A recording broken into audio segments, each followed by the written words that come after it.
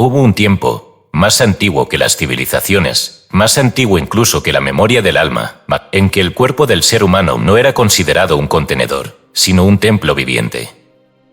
No uno simbólico, sino real, con puertas que abrían al misterio, altares cerrados en su médula, y llamas eternas encendidas en cada vértice del alma.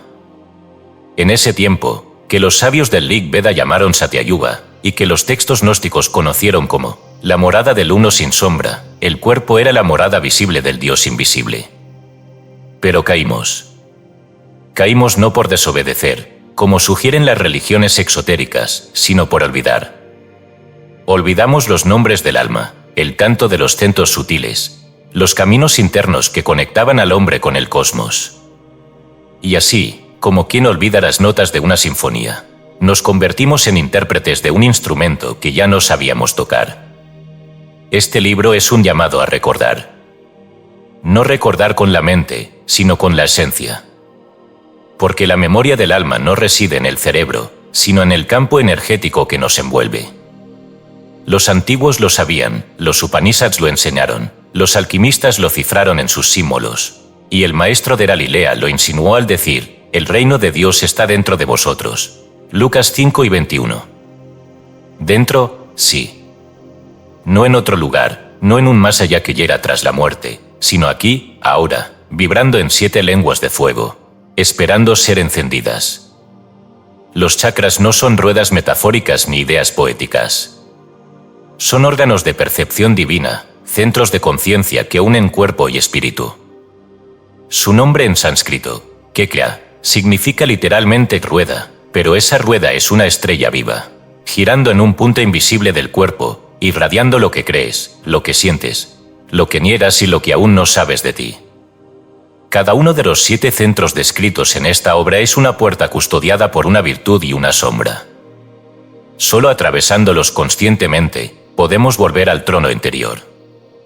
Los antiguos egipcios sabían que el cuerpo era un mapa del cielo. Así lo muestra el Libro de los Muertos, cuando describe los canales energéticos como senderos que atraviesan el alma del iniciado. Y el Apocalipsis, lejos de ser un tratado de terror, menciona 7 iglesias que no están en Asia Menor, sino en el cuerpo sutil del hombre Dios. El que tenga oídos, oiga lo que el Espíritu dice a las iglesias. Apocalipsis 2:7. 7 iglesias, 7 sellos, 7 chakras. No es coincidencia. Es revelación velada. La Cábala lo confirma, las sefirot del árbol de la vida no cuelgan del cielo, sino que se incrustan en la estructura humana. Yesod, el fundamento, vibra en la raíz, Tiferet, la belleza, en el corazón, Keter, la corona, brilla sobre la cabeza del justo. Todo está en nosotros, pero ha sido dividido por siglos de ignorancia y religiones que confundieron símbolos con dogmas. Por eso, este libro no es solo un compendio informativo. No es un manual ni una guía. Es un templo resucitado en palabras.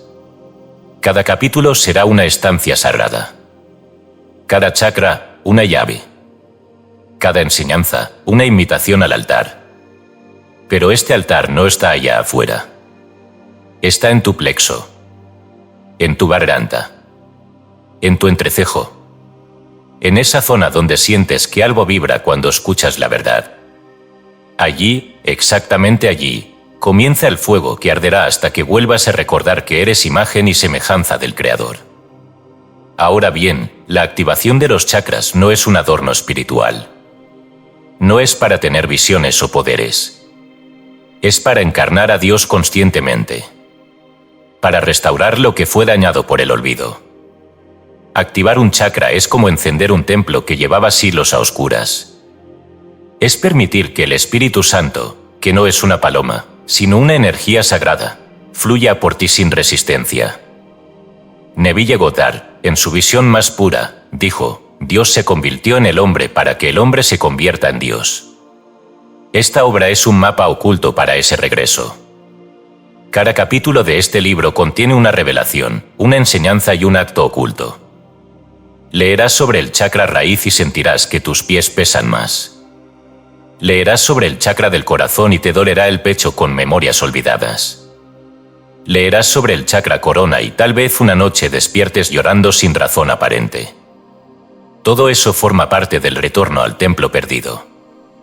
No es un camino cómodo. No es un camino rápido. Pero es el único camino que vale la pena recorrer. Y ahora, querido lector, si has sentido que este texto te hablaba, es porque una parte de ti ya lo recordaba. Lo sabías antes de leerlo. Lo sabías en tus sueños, en tus suspiros, en tus silencios. Este libro no te enseñará nada nuevo.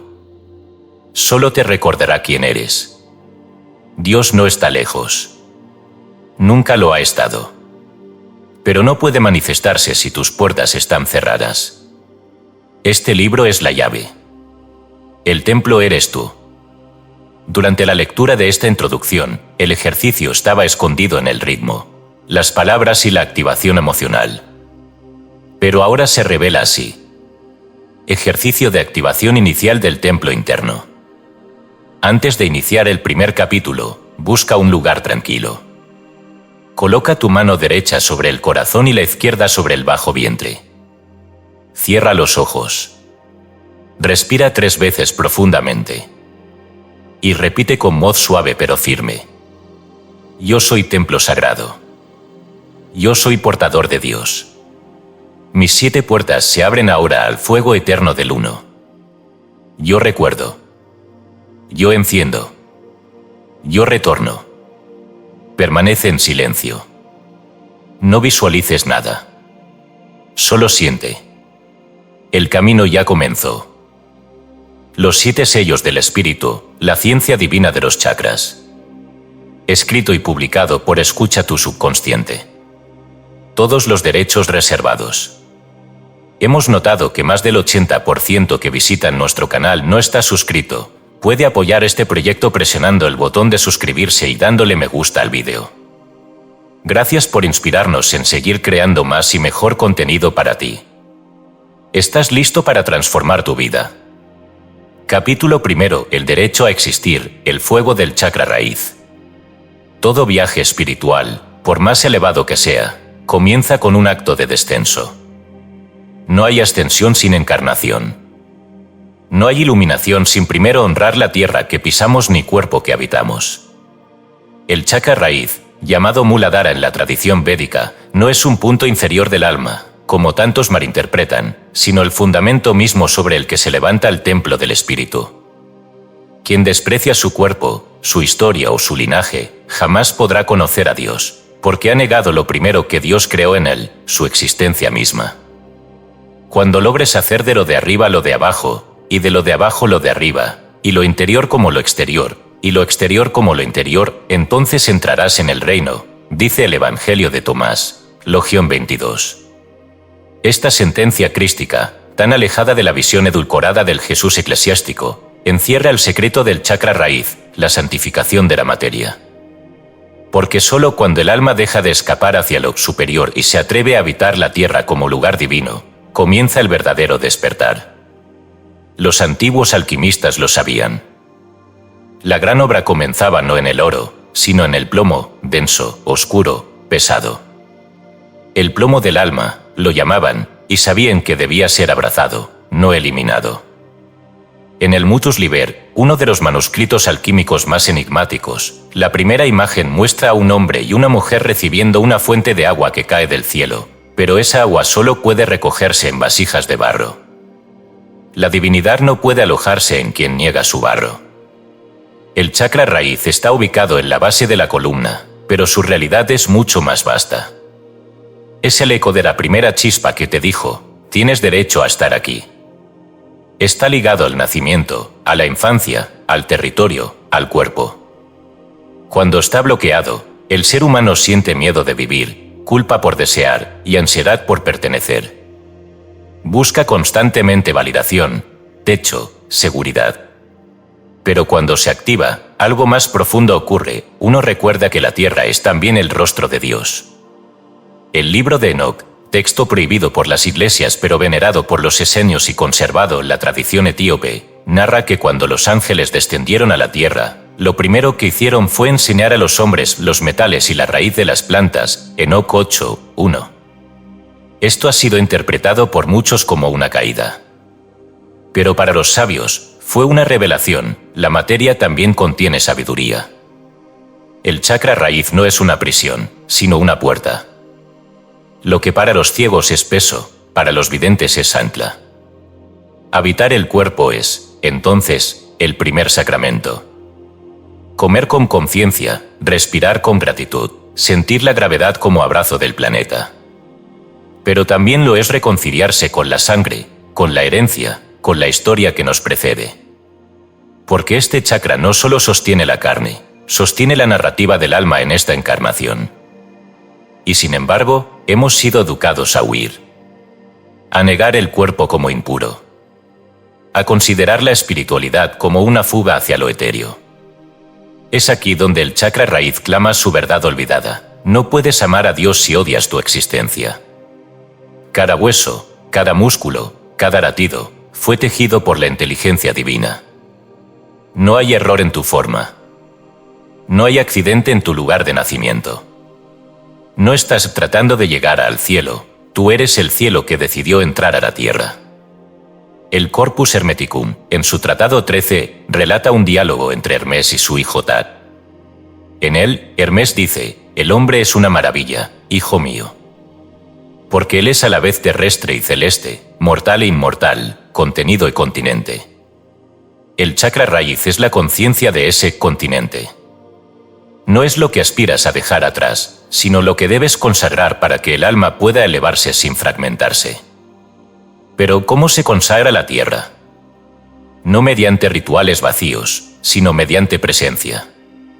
La verdadera espiritualidad no es mirar al cielo, sino caminar como si la tierra misma fuera sagrada. Y lo es.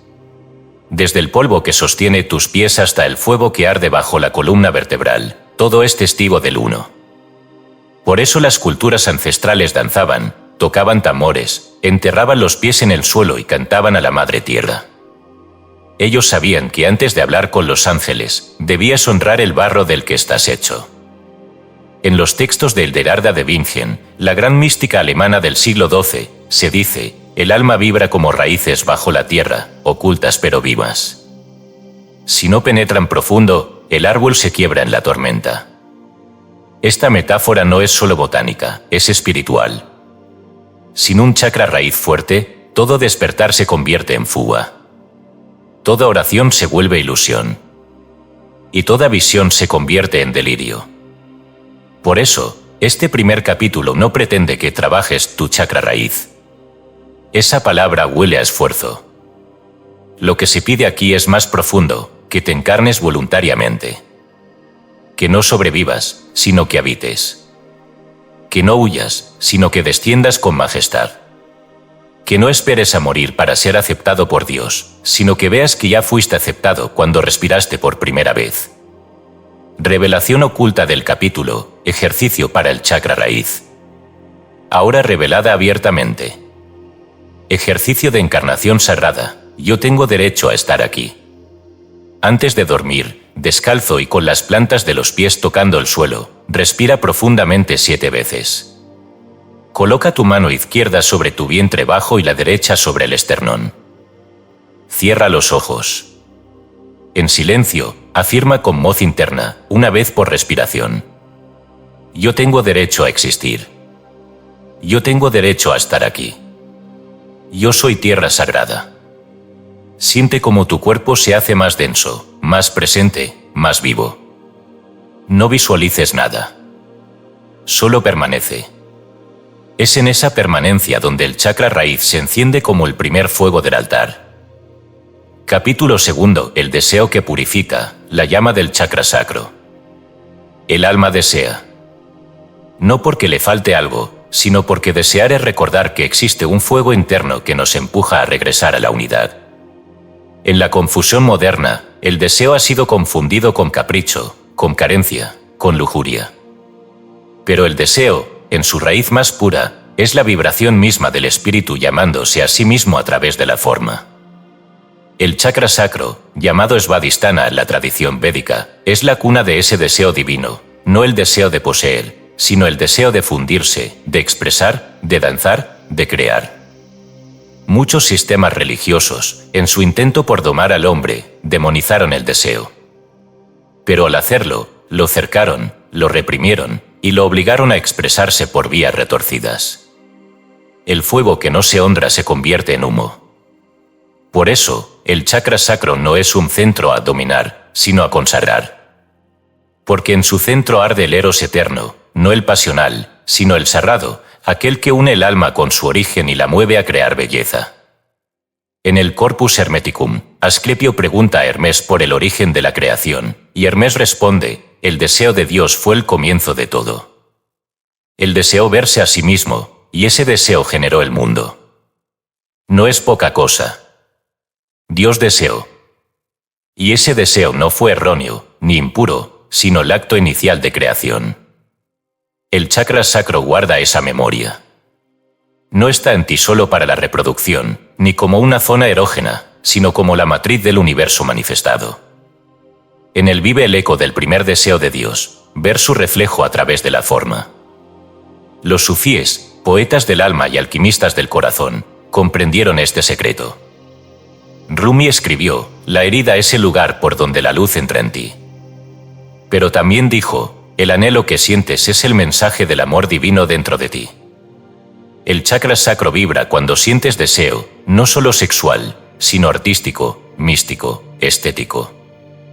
Todo impulso hacia la unión, hacia el gozo, hacia el movimiento, tiene su raíz en este centro. Negarlo es negarse. Redimirlo es comenzar a danzar de nuevo con Dios. La Virgen Negra, figura oculta en la iconografía cristiana, representa este misterio. A diferencia de las vírgenes pálidas, etéreas, celestiales, la Virgen Negra está hecha de tierra, fuego, sangre. Es la representación de la matriz primordial, de la oscuridad fértil, del vientre que no teme a la sombra porque sabe que de ella brota la luz. En muchos monasterios europeos, sus estatuas fueron escondidas, tapiadas, temidas. Pero quienes la veneraban sabían que su poder no era demoníaco, sino precristiano y profundamente sagrado. El chakra sacro es, en este sentido, el santuario interior de la Virgen Negra.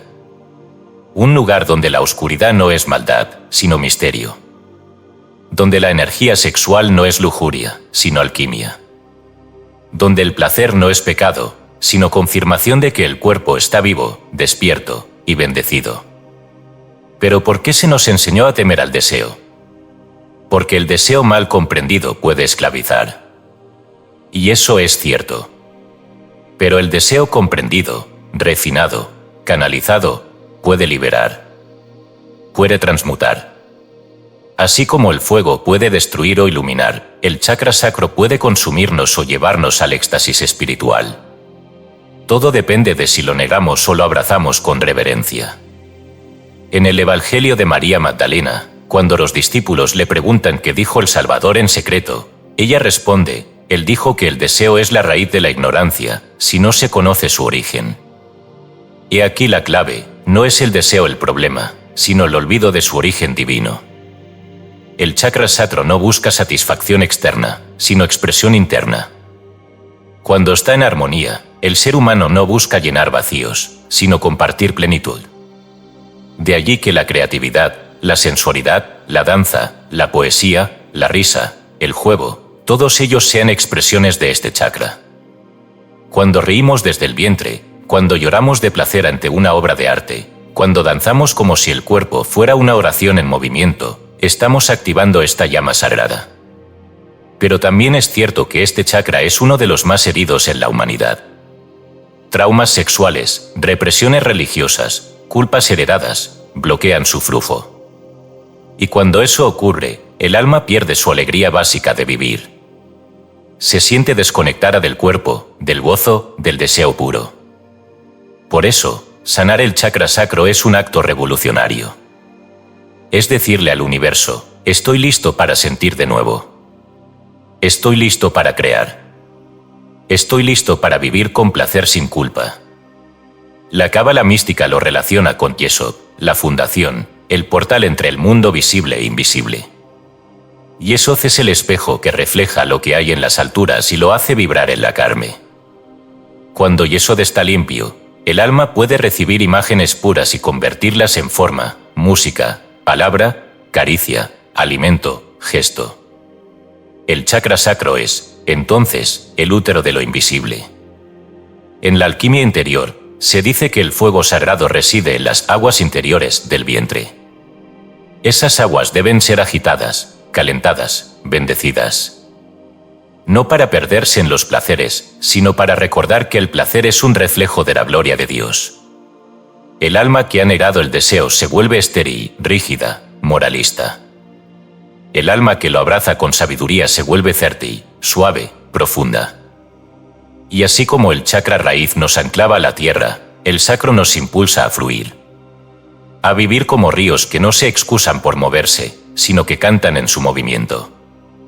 A vibrar como cuerpos vivos, no como mentes abstraídas. A redescubrir el misterio de que en cada impulso está escondida una chispa del Creador. Revelación oculta del capítulo, ejercicio para el chakra sacro. Ahora revelada abiertamente. Ejercicio de deseo sagrado, yo deseo porque soy divino. De pie, con la columna erguida y los ojos cerrados, lleva ambas manos al vientre, justo debajo del ombligo. Respira profundo. No pienses, no juzgues. Solo siente el calor de tu centro. Luego, con la exhalación, mueve levemente las caderas en círculos lentos, como si danzaras para ti. Mientras lo haces, repite en voz interna. Mi deseo es limpio. Mi cuerpo es templo. Yo soy creador en movimiento. Permanece unos minutos en esa danza silenciosa. No busques estética, solo verdad. Cuando termines, coloca tus manos sobre el corazón y agradece. Has activado la llama sagrada del segundo altar. Capítulo 3. El poder que no daña. Plexo solar como rayo justo. Hay un fuego que arde no en la tierra ni en las estrellas, sino en el centro del pecho, un poco más abajo del corazón. Es un fuego denso, vibrante, que puede iluminar mundos o consumirlos. Ese fuego es el plexo solar, llamado Manipura en la tradición oriental, conocido en la sabiduría esotérica como el centro de la voluntad activa. No es casual que las antiguas culturas representaran a los grandes dioses con rayos, cetros, espadas o bastones, símbolos de poder que emanan del vientre y se proyectan al mundo. En el hombre, ese poder reposa en el plexo solar, esperando ser gobernado por la conciencia. Jesús, en su revolución silenciosa contra la falsa autoridad de su tiempo, dejó una enseñanza que pocos han comprendido en su verdadera profundidad. El que quiera ser el mayor entre vosotros, que sea vuestro servidor. Mateo 11:11. No se trataba de un simple llamado a la humildad, sino de una revelación del principio oculto del plexo solar. El verdadero poder no domina, sirve. El plexo solar no fue diseñado para imponer, sino para irradiar. Para ser sol, no látigo. Para ser fuerza que sostiene, no puño que aplasta. Pero el poder es traicionero cuando no se conoce su raíz. De todos los chakras, el plexo solar es el más susceptible a la corrupción, porque en él el ego puede usurpar el lugar del espíritu. Elena Blavatsky, en la Doctrina Secreta, advirtió que el fuego del deseo inferior debe ser sublimado, o devorará al alma como un fuego sin amo. Aquí, deseo no significa atracción sensual, sino hambre de control, de superioridad, de posesión. Sin la purificación del plexo, todo despertar espiritual puede degenerar en soberbia. El Kybalión, compendio hermético anónimo que recoge enseñanzas milenarias de Egipto y Grecia, señala el principio de polaridad. Todo puede ser transmutado, los extremos se tocan. El plexo solar es el punto donde la ira puede convertirse en valentía, donde el miedo puede devenir poder, donde la dominación puede transmutarse en liderazgo compasivo. Pero para ello, el plexo no debe cerrarse ni desbordarse, sino ser afilado como una espada justa. La espada del plexo no es para herir. Es para discernir. El discernimiento verdadero, no el juicio, brota de un plexo que ha sido atravesado por el conocimiento del amor. La espada corta la ilusión, separa lo real de lo falso, ilumina lo oculto. Cuando Jesús expulsó a los mercaderes del templo, no lo hizo con odio, sino con la espada vibrante de un plexo solar activado por el celo sagrado. No gritó por rabia. Gritó por amor al templo interior que estaban profanando. Así, el plexo solar contiene el misterio de la guerra justa, la guerra que no nace del ego herido, sino del alma que protege lo sagrado. La guerra que no busca destruir al enemigo, sino liberar a la verdad atrapada. Por eso, los antiguos caballeros llevaban armaduras doradas. El dorado no era adorno, sino símbolo del plexo iluminado, de la voluntad divina vestida de luz. En la cosmología esotérica, se dice que el plexo solar es el trono de Ra, el dios sol egipcio, y que desde allí el alma debe aprender a gobernar sus mundos internos antes de pretender gobernar los externos. En el libro egipcio de los muertos, hay un pasaje que dice: el que domina su corazón es más poderoso que el que conquista una ciudad. El corazón aquí no es la emoción, sino el centro solar, el fuego interno que da forma a los mundos. Un plexo bloqueado genera miedo, sumisión, baja autoestima. Un plexo desbordado genera tiranía, arrogancia, violencia. Solo un plexo purificado irradia poder que no daña. Poder que no necesita demostrar su existencia porque simplemente es. Como el sol que no pide permiso para brillar. Pero ¿cómo se purifica este centro? No mediante la negación de la fuerza, sino mediante su consagración al servicio de la luz. Cada vez que actúas con integridad a pesar del miedo, cada vez que defiendes la verdad aunque duela, cada vez que eliges el coraje sobre la comodidad, tu plexo solar vibra en frecuencia más alta.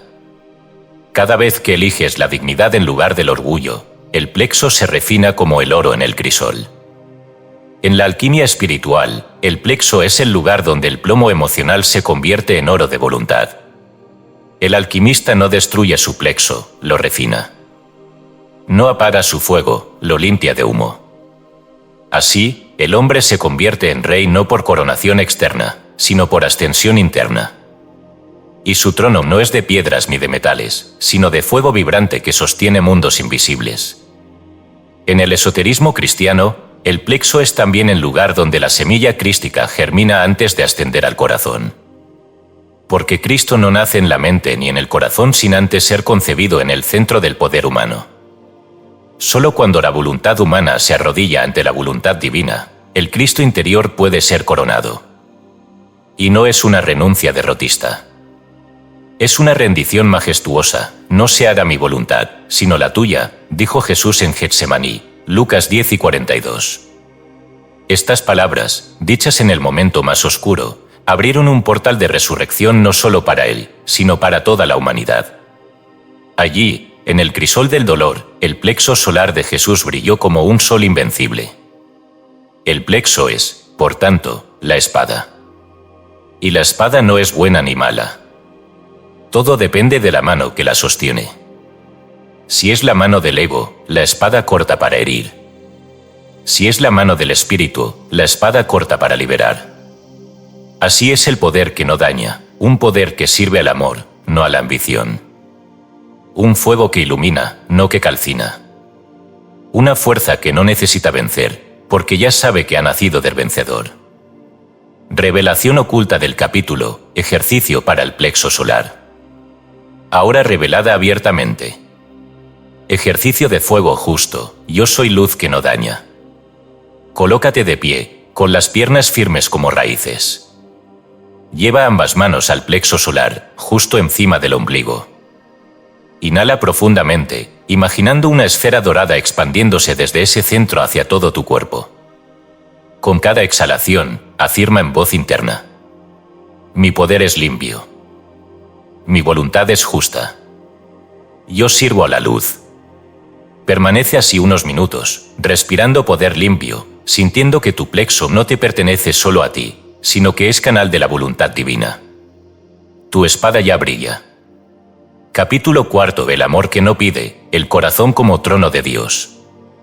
Hay un lugar en el cuerpo humano donde el tiempo y el espacio se pliegan. Un santuario que, aunque late entre la carne y la sangre, no pertenece ni al mundo de la materia ni al de la mente. Ese lugar es el corazón, y no hablamos aquí del órgano físico que bombea sangre, sino del núcleo vibracional del ser, el trono donde Dios se sienta a observar su reflejo en el hombre. El amor verdadero, el amor que no pide, no exige, no retiene, brota de este santuario oculto. No es amor como sentimiento fugaz, ni como apego disfrazado de ternura, ni como deseo de posesión. Es el amor que sostiene al universo. El mismo amor que movió a Dios a decir hágase y que aún vibra en cada molécula que respira. Este amor no busca reciprocidad, basta en sí mismo. Porque el que ama así no necesita ser amado, ya está en Dios. El Evangelio de Felipe, uno de los textos gnósticos más luminosos, dice: amar no es tomar, sino ser tomado por la luz. Esta enseñanza, oculta durante siglos, revela que el verdadero amor no es una acción dirigida hacia el otro, sino un estado de ser que transforma a quien lo habita. Cuando el corazón se abre de esta manera, el alma despierta de su largo sueño de separación. Pero llegar a este amor requiere atravesar las capas de miedo, de necesidad, de control. El chakra corazón, anahata en la tradición oriental, es el puente entre lo inferior y lo superior. Por debajo de él, los chakras trabajan con lo tangible, supervivencia, deseo, voluntad. Por encima, los chakras trabajan con lo etéreo, visión, intuición, fusión divina. El corazón, entonces, es el portal donde el cielo y la tierra se besan. Rumi, místico del amor divino, escribió: tu tarea no es buscar el amor, sino buscar y encontrar todas las barreras dentro de ti que has construido contra él. El corazón humano no necesita aprender a amar. Ya sabe hacerlo. Lo que necesita es recordar. Y para recordar, debe sanar. Porque cada traición, cada abandono, cada herida emocional forma un muro alrededor del corazón, endureciéndolo hasta que ya no puede sentir sin miedo.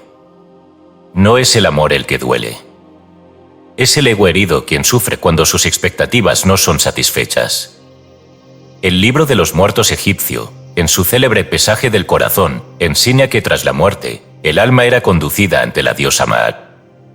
Allí, el corazón del difunto era colocado en una balanza frente a la pluma de la verdad. Solo aquel cuyo corazón era más liviano que la pluma podía acceder al reino de Osiris. Este rito no es una fantasía funeraria, es una alegoría mística. El corazón, libre de apegos, culpas, odios y deseos egoístas, asciende naturalmente. El corazón cargado de cadenas invisibles, desciende. Aquí se revela una verdad temible y hermosa: el amor no es un esfuerzo, sino una gravedad inversa. Quien ama de verdad no tiene que empujar hacia arriba, asciende solo. Fluye. Vibra en consonancia con el uno. ¿Pero cómo se activa el corazón sagrado? No mediante la búsqueda frenética de relaciones, ni a través del sacrificio personal que espera recompensas. El amor verdadero nace cuando uno ama porque el amor es la única forma posible de existencia. No se ama porque el otro lo merece. Se ama porque uno ha sido tomado por la vibración misma del amor eterno. Jesús, en los Evangelios, no dijo simplemente ama a tu prójimo. Dijo, ama a tu prójimo como a ti mismo. Pero para amar así, primero uno debe haberse encontrado en el amor de Dios. Sin esa raíz divina, el amor se convierte en transacción, en comercio de emociones. Con esa raíz, el amor se vuelve irradiación incondicional, como la luz que sale del sol sin preguntar si quien la recibe es digno o no. En la tradición esotérica cristiana, el corazón es visto como el centro donde el Logos planta su semilla. Por eso, en las visiones de los místicos, como Margarita Porete o el propio San Juan de la Cruz, el corazón aparece como un jardín cerrado, un manantial secreto donde la divinidad se oculta y florece. Activar el chakra corazón no es entonces trabajar en amar a los demás, es abrir las puertas para que el amor que siempre ha estado ahí pueda fluir sin obstáculos. Blavatsky, en su Doctrina Secreta, señala que el verdadero iniciado no demuestra su evolución por poderes psíquicos, sino por la expansión de su compasión universal. Un corazón despierto no busca convencer, ni salvar, ni corregir, simplemente ama, y en su amor todo se transforma. Así como el plexo solar era la espada, el corazón es el cáliz. No corta, contiene. No separa, une. No hiere, sana. Pero para ser cáliz vivo, el corazón debe ser vacío. debe renunciar a toda pretensión de poseer, de controlar, de exigir. Solo entonces puede llenarse del vino del espíritu. El chakra corazón, cuando se activa, produce una serie de síntomas sutiles, una paz inexplicable, una ternura hacia todo lo que vive, un dolor dulce ante la belleza, una sensación de expansión que atraviesa las costillas. Algunos lloran sin motivo aparente. Otros sienten que respiran por primera vez. Otros simplemente callan, porque el lenguaje humano es demasiado estrecho para contener la vastedad de lo que sienten. No hay manual para abrir el corazón. Hay solo entrega, confianza, abandono consciente. Un salto al vacío, sabiendo que el vacío no es nada, sino el abrazo invisible de Dios. Quien ha abierto el corazón ya no puede cerrarlo. Quien ha amado con el amor que no pide, ya no puede volver a amar de otra manera. Porque ha encontrado el verdadero trono de Dios. Y lo lleva latiendo en su propio pecho. Revelación oculta del capítulo, ejercicio para el chakra corazón. Ahora revelada abiertamente. Ejercicio de cáliz vivo, yo soy amor en movimiento. Busca un lugar tranquilo. Siéntate con la espalda recta pero sin tensión. Coloca ambas manos en el centro del pecho. Respira lento, profundo. Con cada inhalación, imagina que una luz verde esmeralda llena tu pecho como agua viva. Con cada exhalación, deja que esa luz se expanda hacia todo tu alrededor. En silencio, afirma: no pido amor. No doy amor. Yo soy amor. Permanece en esa vibración hasta sentir que no hay nada que hacer, solo ser. Tu corazón, en ese instante, habrá recordado su origen. Capítulo 5. La palabra como sello, la garganta y el decreto sagrado. Antes de que hubiera mundos, antes de que hubiera cuerpos, antes de que hubiera historia, hubo una voz. No una voz que sonara en el vacío, sino una vibración consciente, una intención que se tradujo en verbo, y el verbo en creación. Así comienza el Génesis, y dijo Dios: hágase la luz, y la luz fue. No pensó Dios, no imaginó simplemente, dijo. Pronunció. El acto de hablar fue el acto de engendrar la existencia. Este misterio, oculto tras siglos de lecturas superficiales, revela que la palabra no es un simple vehículo de comunicación, sino el instrumento primario de creación. Y en el cuerpo humano, ese poder reside en el chakra de la garganta, llamado Visuddha en las tradiciones orientales, el centro que filtra, proyecta y sella la vibración interior hacia el mundo exterior. Quien domina su palabra, domina su mundo. Quien no vigila su palabra, siembra su propia caída. Porque toda palabra es semilla, toda afirmación es decreto, y todo decreto, consciente o inconsciente, se convierte en carne, en forma, en destino. Neville Goddard, el gran místico de la imaginación creadora, enseñó: hablar es sembrar. Cada palabra pronunciada es una semilla que no volverá vacía. No es suficiente desear algo en silencio. La palabra, como vibración intencionada, condensa la energía de la creación y la lanza al tejido del universo.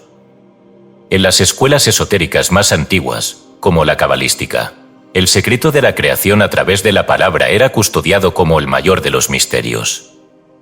El Sefer Yetzirah, uno de los textos más antiguos de la Cábala, afirma: con 32 senderos de sabiduría secreta, grabó ya el Dios viviente.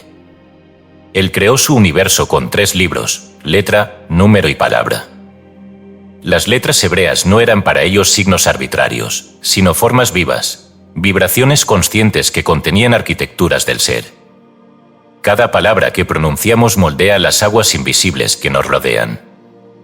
Cada decreto afirmativo o negativo se convierte en patrón vibratorio que, tarde o temprano, cristaliza en nuestra experiencia. Por eso, las antiguas culturas otorgaban gran importancia a las bendiciones y las maldiciones. Sabían que hablar era crear, y maldecir era malformar la creación. El chakra garganta, como puente entre el corazón y la mente, es el filtro sagrado. Cuando habla desde un corazón limpio y una mente iluminada, las palabras se convierten en maná, en fuego que sana, en río que fertiliza. Pero cuando la garganta habla desde un corazón herido o una mente oscurecida, las palabras se convierten en lanzas que hieren, en espinas que ahogan. El Zohar, texto fundamental del misticismo hebreo, describe que el mundo fue creado a través de los sonidos ocultos del nombre divino, pronunciado en vibraciones que sostienen los cielos y la tierra. No se trata de superstición, sino de la profunda comprensión de que la vibración modela la materia. En nosotros, cada palabra pronunciada, especialmente las cargadas de emoción, genera ondas invisibles que viajan, chocan, fecundan o destruyen. Cada vez que dices no puedo, esa vibración se sella en el tejido de tu vida. Cada vez que dices yo soy capaz, un nuevo sendero se abre en tu campo energético. El problema no está solo en las grandes declaraciones. Está en la cotidiana inconsciencia de nuestro hablar, en las quejas automáticas, en los juicios inútiles, en las palabras dichas sin fe. Cada una es una gota que, acumulada, construye el océano de nuestra realidad. Activar el chakra garganta no es simplemente hablar más. Es hablar con conciencia, con dirección, con pureza vibratoria. Es recordar que cada palabra es un acto mágico. Que abrir la boca es abrir un portal. Que decretar es invocar arquitectos invisibles que construirán tu mundo según el patrón que has emitido. Así como los antiguos egipcios creían que el corazón debía ser liviano para entrar al más allá, los esoteristas sabían que las palabras del alma también serían pesadas en la balanza del ser. No solo seremos juzgados por nuestras acciones, sino por cada palabra inútil, por cada vibración lanzada sin sabiduría, como indica el propio Cristo en Mateo 12:36. De toda palabra ociosa que hablen los hombres, de ella darán cuenta en el día del juicio. La garganta no es solo el canal de la voz física, sino también del decreto interno. Muchos piensan que no decretan porque no lo dicen en voz alta, pero todo pensamiento cargado de palabra interna es también una emisión vibratoria. El universo no atiende solo lo que dices, sino también lo que afirmas en tu diálogo interior. Por eso, la práctica espiritual real comienza con la vigilancia del verbo. Ser guardianes del verbo es ser guardianes de la creación. No se trata de censurarnos con miedo, sino de hablar solo cuando la palabra sea necesaria, verdadera y sembradora de vida. Cuando el chakra garganta se abre de manera pura, se experimenta un cambio sutil.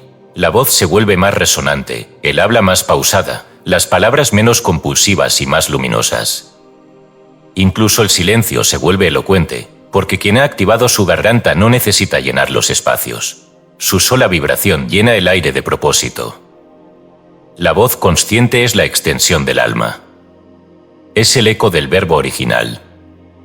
Es la firma energética con la que el hombre graba su paso en el universo. Recordemos, hablar no es un derecho. Es un acto sagrado. Hablar es sellar futuros. Hablar es invocar realidades. Y quien habla sin conciencia, crea su propia prisión. Pero quien habla como Dios habló al principio, crea mundos de luz. Revelación oculta del capítulo, ejercicio para el chakra garganta. Ahora revelada abiertamente.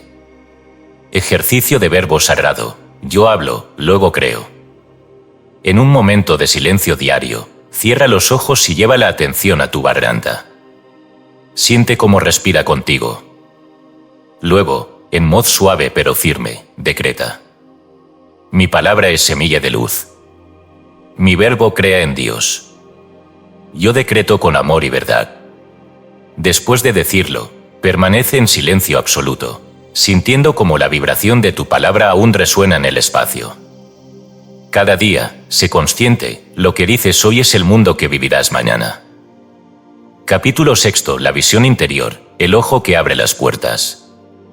Hay un ojo que no fue hecho de carne, ni de tejido, ni de sangre. Un ojo que no ve formas, ni colores, ni reflejos externos, sino que contempla los mundos ocultos, las verdades sin velo, las geometrías secretas que sostienen la existencia. Este ojo, al que se ha llamado el tercer ojo, no es una metáfora para soñadores, ni un símbolo para adornar templos místicos, es una facultad latente que espera, silenciosa, el llamado de un alma suficientemente madura para ver sin miedo. El chakra que lo rige, conocido como Ajna en la tradición védica, reside entre las cejas, pero su radio de acción se extiende mucho más allá del cráneo físico. Es el ojo del alma. Y quien lo abre, no despierta poderes, sino que despierta su propia esencia. Porque la verdadera visión no consiste en ver seres luminosos ni planos astrales, sino en percibir la unidad oculta en todo lo que existe. El libro tibetano de los muertos enseña que al morir, el alma atraviesa los bardos, estados intermedios de la conciencia, donde lo que ve no son cosas externas, sino sus propias proyecciones internas amplificadas. No hay allí ningún otro Dios más que el que tú llevas dentro, dice el texto. Lo que percibimos en los mundos invisibles es lo que hemos cultivado en nuestro ojo interno. Así, el tercer ojo no solo revela, también crea. Paracelso, el gran médico y alquimista suizo, decía que el verdadero conocimiento no entra por los sentidos físicos, sino por la luz interna que habita en cada hombre. Existe una visión en el alma que no necesita de los ojos corporales, escribió en sus tratados de alquimia espiritual. Esta visión, decía, permite al hombre leer los sellos ocultos de la naturaleza, conocer la causa de las enfermedades, percibir los hilos invisibles que unen el microcosmos y el macrocosmos. Pero esta visión no puede ser forzada. No puede ser invocada desde la impaciencia ni la curiosidad vana. Solo el corazón purificado, la mente silenciada y el alma alineada pueden recibir la activación natural del tercer ojo. Porque ver más allá exige primero morir a las ilusiones de los sentidos. No hay apertura verdadera sin antes renunciar a la tiranía de las apariencias. Hildegarda de Bingen, mística y profetisa del siglo XII, relató en sus visiones cómo veía la sombra de la luz viva y cómo sus ojos físicos no podían contener las imágenes que le eran reveladas. Ella no buscó estas visiones, ellas vinieron a ella cuando su alma vibró en consonancia con la luz divina. Hildegarda enseñó que el alma humana posee ojos interiores que, si se purifican mediante la fe, la contemplación y el amor, pueden ver los misterios de la creación como un único tapiz entretejido. ¿Pero qué es, en esencia, ver con el tercer ojo? Es ver sin dualidad. Es mirar un árbol y percibir su esencia viva como una emanación directa del uno.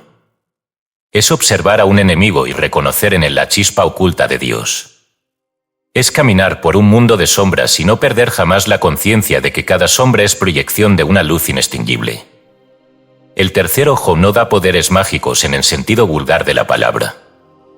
No convierte a quien lo abre en adivino de tragedias ni en poseedor de secretos mundanos. Su verdadero poder es recordar. Recordar lo que siempre ha estado ahí, la infinita interconexión de todas las cosas, el tanto silencioso que une átomo con estrella, lágrima con océano, respiración con eternidad. Por eso, los antiguos llamaban a este centro el ojo de la sabiduría y no el ojo del milagro. Porque la sabiduría verdadera no necesita ser impresionante, basta con ser verdadera. Y quien ve desde el tercer ojo no necesita asombrar a otros, necesita vivir en coherencia con lo que ha visto. La activación de Ajna produce síntomas sutiles, una percepción más aguda de las intenciones ocultas, una comprensión espontánea de los símbolos, una conexión inmediata con el sentido profundo de los eventos. No son visiones coloridas lo que marcan la apertura de este centro, sino una lucidez serena que atraviesa las apariencias como una espada de luz. Sin embargo, también existe el peligro de la falsa apertura, cuando la imaginación desbordada o el ego místico simulan visiones que no nacen del alma, sino de los deseos reprimidos. En esos casos, el tercer ojo no ilumina, embriaga. El verdadero vidente no es quien ve mucho, sino quien ve claro. En la alquimia interior, el tercer ojo se relaciona con la unión del sol y la luna interiores, la conciencia activa y la receptiva, el fuego y el agua, la intuición y la razón. Solo cuando estas polaridades han sido reconciliadas puede la visión abrirse como una flor invisible en el centro de la frente. La luz que brota de Ajna no es azul ni violeta, es transparente. Es la claridad misma. Es la percepción desnuda, sin juicios, sin etiquetas, sin distorsiones. Es mirar y ver, sin necesidad de interpretar. Así como el corazón era el cáliz, el tercer ojo es la antorcha. Una antorcha que no alumbra caminos físicos, sino sendas interiores que llevan al alma de regreso a su origen. Y quien ve con este ojo ya no necesita pruebas, ni argumentos, ni dogmas. Porque ha visto. Y ver, en este nivel, es ya ser. Revelación oculta del capítulo, ejercicio para el tercer ojo. Ahora revelada abiertamente. Ejercicio de visión transparente, yo veo más allá de la forma. En la quietud de la noche, siéntate cómodamente. Cierra los ojos y dirige tu atención al espacio entre tus cejas, sin forzar, solo observando. Respira profundo. En cada inhalación, imagina que una luz blanca muy tenue pulsa en ese punto. Con cada exhalación, afirma en voz interna. Yo veo la unidad. Yo veo con el alma. Yo soy visión divina. No busques imágenes. No busques colores. Solo permanece en la sensación de apertura, como quien abre una ventana interior hacia el infinito. La visión verdadera no será espectáculo, será certeza. Capítulo 7. La corona de la entrega, morir en Dios para ser. Hay un instante en el viaje del alma donde ya no basta con ver, ni con saber, ni siquiera con amar. Un instante donde toda búsqueda cesa, no porque se haya encontrado algo, sino porque el buscador mismo ha desaparecido. Ese instante es la puerta del último centro, el más alto, el más sutil, el más difícil de comprender, el chakra corona, llamado Sahasrara en las tradiciones védicas, el loto de 1000 pétalos que florece cuando el alma finalmente se entrega a aquello que nunca estuvo separado de ella. La apertura de la corona no se logra. No se conquista. No se fuerza. Es el resultado de un proceso silencioso de disolución, donde el ego, esa construcción frágil de historia, nombre y deseo, se rinde ante el océano que siempre lo contenía. Meister Eckhart, el místico alemán del siglo XIII, escribió: para encontrar a Dios, el hombre debe convertirse en nada. Porque solo en la nada puede Dios derramarse sin obstáculo. No habla de aniquilación nihilista, sino de rendición luminosa, de la entrega del pequeño yo para que el gran yo pueda surgir, no como algo separado, sino como el ser único reconociéndose en su criatura. La nube del no saber, tratado anónimo del misticismo cristiano medieval, enseña que el alma que desea conocer a Dios debe abandonar todo lo que sabe, todo lo que imagina, todo lo que siente, y sumergirse en una nube de olvido, cruzando a ciegas el abismo que separa el pensamiento de la experiencia directa. Por el amor, no por el conocimiento, el alma se une a Dios, dice su autor desconocido. Esta enseñanza es la llave secreta del chakra corona, el amor sin objeto, la fe sin imagen, el abandono total de sí. En los Upanishads, joyas de la sabiduría védica, se proclama: el que conoce a Brahman se convierte en Brahman. Pero esta conversión no es un acto de adquisición, sino de disolución, no se añade algo al alma, se retira todo velo, toda identidad, hasta que solo queda la pura conciencia siendo conciencia, sin forma, sin límite, sin deseo. El chakra corona no es, entonces, un centro que se activa como los otros.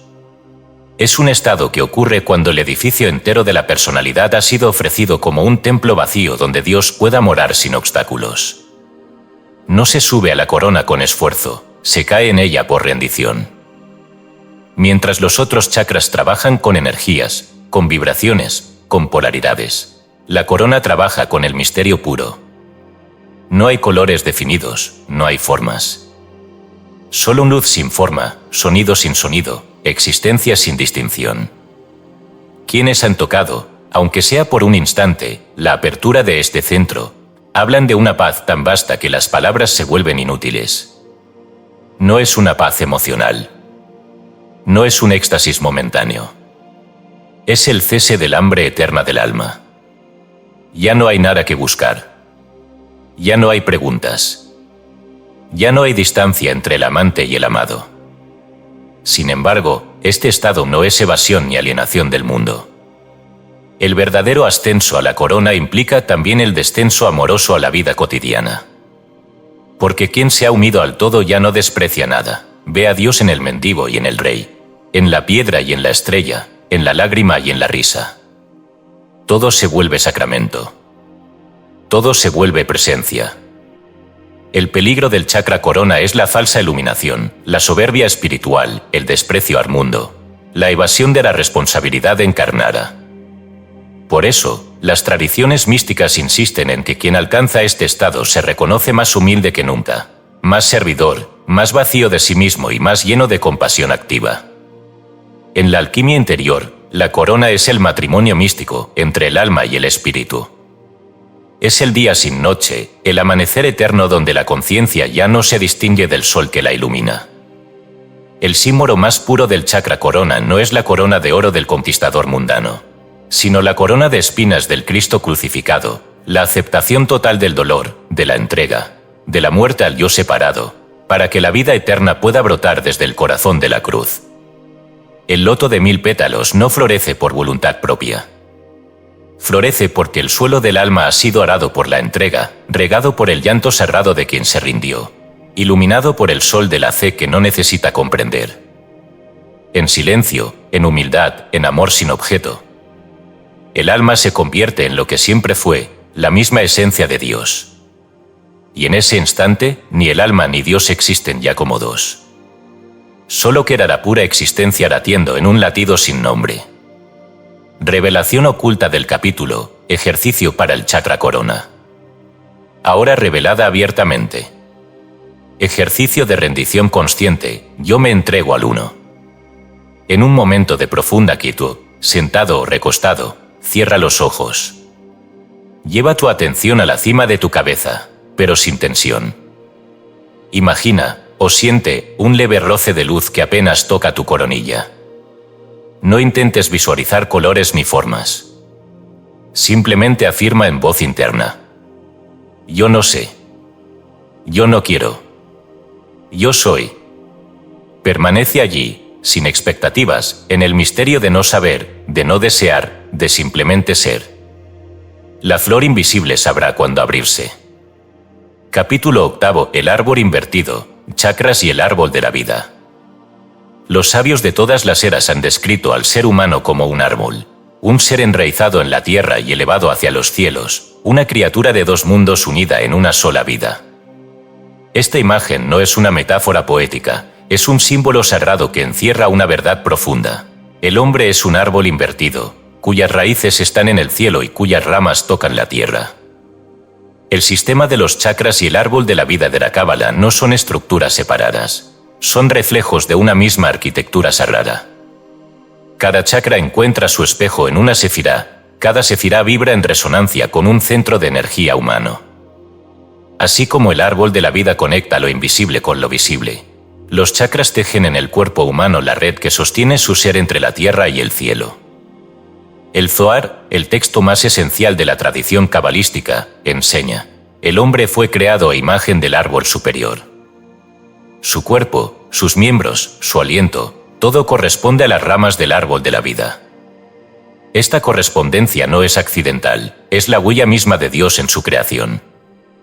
Jacob Boehme, el místico alemán del siglo XVII, veía en el ser humano un árbol que florece de la raíz de Dios y cuya savia es el espíritu. Para Boehme, las 7 cualidades esenciales del alma eran como los colores que fluyen a través del árbol interior, alimentando su crecimiento hacia la luz. Así, cuando contemplamos el sistema de los chakras, no estamos estudiando simples centros de energía, sino las esferas del árbol de la vida reflejadas en el cuerpo viviente. El chakra raíz vibra en sintonía con Malkut, la sefirá del reino, donde la divinidad se manifiesta plenamente en el mundo material. El chakra sacro resuena con Yesod, el fundamento, el portal de la imaginación creativa y la conexión invisible que sostiene la forma visible. El plexo solar refleja a Odinezach, la gloria y la victoria, donde el poder de la voluntad y la emoción se entrelazan en el alma. El corazón pulsa en armonía con Tiferet, la belleza, el punto central del árbol, donde la compasión y la verdad se unen en perfecta correspondencia. La garganta se conecta con Gebura y Chas, el rigor y la misericordia, fuerzas duales que, a través de la palabra, equilibran la creación. El tercer ojo encuentra su espejo en Binah y Choma, la sabiduría y la comprensión, las 2 columnas de la mente divina. Y la corona se funde en Keter, la suprema emanación, la más cercana a la fuente del ser. Cada chakra, entonces, no solo activa una parte del cuerpo, abre una puerta hacia un nivel del árbol que vive en nosotros. Y cada movimiento ascendente por los chakras es, en realidad, una extensión por las ramas invisibles del árbol de la vida que somos. Los textos gnósticos, especialmente el Evangelio de la Verdad, describen al hombre como un árbol plantado en el corazón de la vida, cuyo fruto es el conocimiento y cuya sombra es la misericordia. En esta visión, no hay separación entre espiritualidad y existencia. Vivir plenamente es crecer en el árbol. Amar es florecer. Servir es dar fruto. Pero este árbol humano está invertido respecto a los árboles del mundo natural.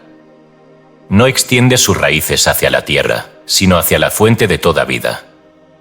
No absorbe su savia del suelo, sino del cielo interior que es Dios mismo.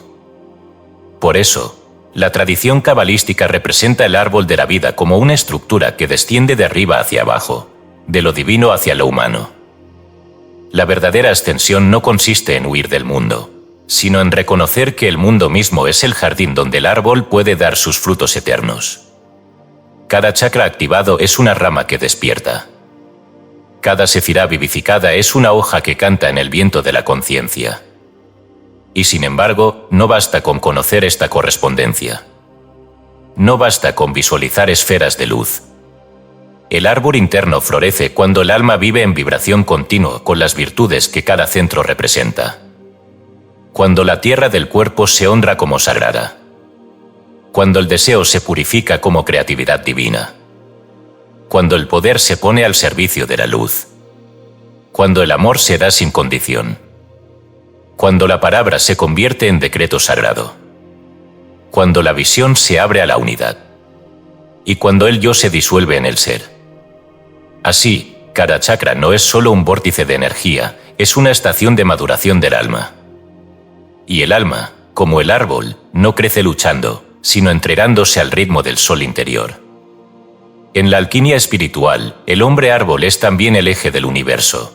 Su columna vertebral es el canal donde asciende la serpiente de fuego, la Kundalini, y su copa es la corona radiante que recoge la luz del espíritu. Cuando todos los chakras vibran en armonía, el árbol se vuelve un solo canto, un solo resplandor. Y en ese instante, el hombre no solo porta la imagen de Dios, se convierte en la manifestación viva del árbol del paraíso, floreciendo eternamente en su propio ser. Revelación oculta del capítulo, ejercicio para integrar chakras y árbol de la vida. Ahora revelada abiertamente. Ejercicio de ascenso por el árbol vivo, yo soy el árbol de Dios. De pie, en silencio, imagina que desde la planta de tus pies hasta la coronilla, un eje de luz recorre tu cuerpo como un tronco de árbol. Siente tus raíces extendiéndose hacia el cielo. Con cada respiración, visualiza una esfera de luz abriéndose en cada chakra, ascendiendo en orden. En voz interna, afirma: Malkut es mi raíz. Yesod es mi fundamento. Tiferet es mi corazón. Keter es mi corona. Yo soy el árbol de Dios, creciendo entre cielos y tierra. Permanece unos instantes sintiendo tu cuerpo como un árbol sagrado, uniendo la eternidad con el instante. Capítulo 9 del cuerpo como evangelio, la teología de la carne viva. La historia de la espiritualidad ha sido, en muchos casos, una larga guerra contra el cuerpo. Se lo ha llamado prisión, tentación, lastre, enemigo del alma. Pero esa visión, heredera de dualismos mal comprendidos, ha oscurecido uno de los secretos más sagrados del universo. El cuerpo no es el velo de Dios, sino su revelación viva. No es el exilio del espíritu, sino su morada elegida. No es lo que se debe abandonar para alcanzar la luz, sino el lugar donde la luz se ha ocultado para ser encontrada desde adentro. El apóstol Pablo, cuyas cartas a menudo han sido malinterpretadas por los dogmas posteriores, escribió con claridad encendida: ¿No sabéis que sois templo de Dios y que el Espíritu de Dios habita en vosotros? 1 Corintios 3 y 16. No dijo que el alma sería un templo tras la muerte. Dijo que ya lo es. Y si el cuerpo es templo, entonces no hay partícula en el que no sea sagrada, no hay célula que no sea altar, no hay hueso que no resuene con la arquitectura invisible del Altísimo.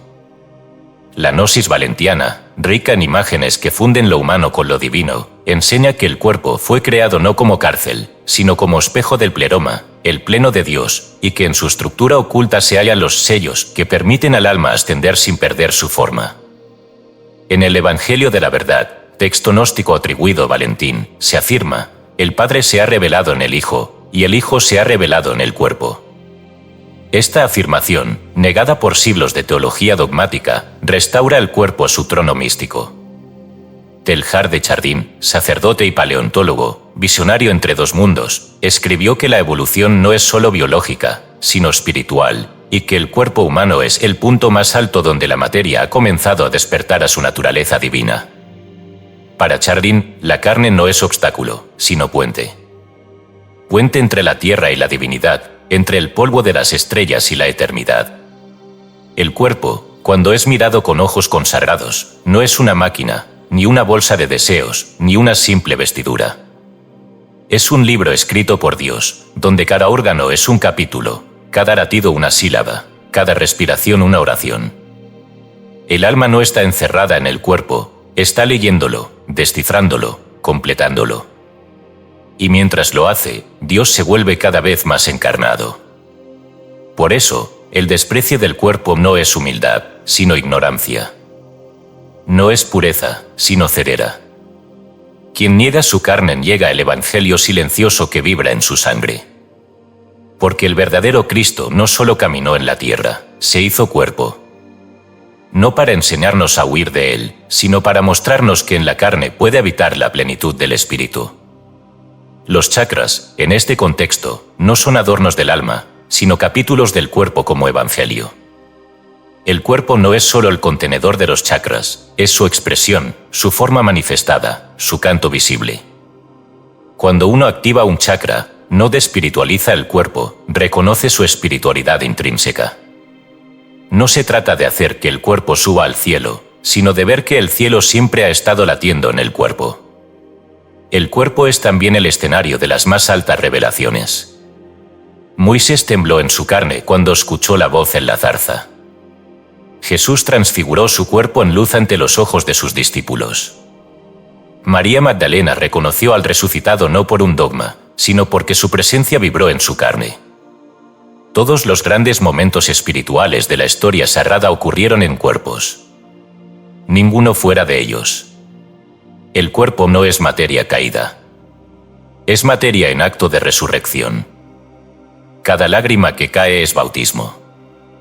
Cada herida sanada es Eucaristía. Cada caricia consciente es comunión. Cada paso con atención es procesión. Cada respiración agradecida es adoración.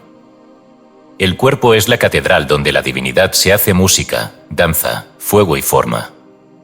Y sin embargo, este evangelio silencioso ha sido olvidado. Nos han enseñado a dividir cuerpo y alma, cielo y tierra, carne y espíritu. Pero todo está unido. No hay frontera real. El alma no está dentro del cuerpo, ni el cuerpo es una cáscara. Son un solo canto, una sola llama que respira con dos nombres. Cuando uno habita el cuerpo como un místico, no cae en hedonismo ni en materialismo. Caer en el cuerpo no es entregarse a sus deseos, es descubrir su liturgia. El alma madura no necesita rechazar el placer, lo transforma en alabanza. No necesita sufrir para ser santa, se santifica en la forma. Come como si comudara. Se baña como si se purificara. Camina como si pisara un templo invisible. La iluminación no ocurre fuera del cuerpo. Ocurre cuando el cuerpo se vuelve transparente a la luz. Cuando la piel ya no se para, sino que resplandece. Cuando los ojos no buscan, sino que bendicen. Entonces, y solo entonces, el cuerpo canta. Y su canto es un evangelio que ninguna escritura podría contener. Revelación oculta del capítulo, ejercicio para consagrar el cuerpo como templo. Ahora revelada abiertamente. Ejercicio de teología encarnada, mi cuerpo es el evangelio de Dios. En la intimidad de tu espacio, frente a un espejo, observa tu cuerpo sin juicio. No analices. No evalúes. Solo contempla.